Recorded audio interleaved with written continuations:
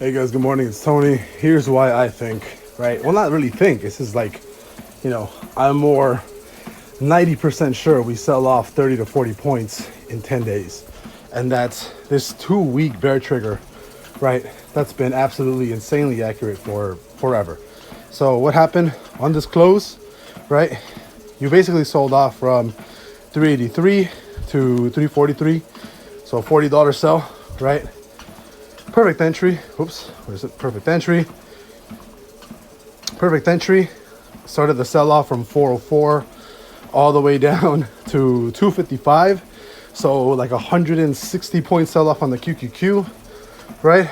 Perfect entry, right? You sold off from 293 down to 260, $33 sell-off, right? Perfect entry. 336 298, $30 sell-off, right? The close here again, 339 to 317, so like a $20 sell-off, right?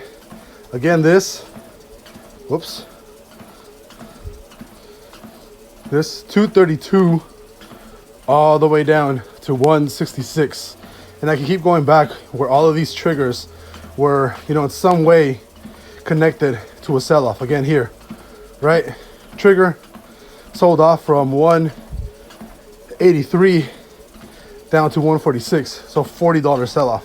So again, I'm not saying this is going to happen now, but in 10 days and 8 hours, when this 2-week candle closes, I'll be able to come back and tell you whether I think we are actually going to sell off 30 to 40 points. So, again, same thing for the NASDAQ.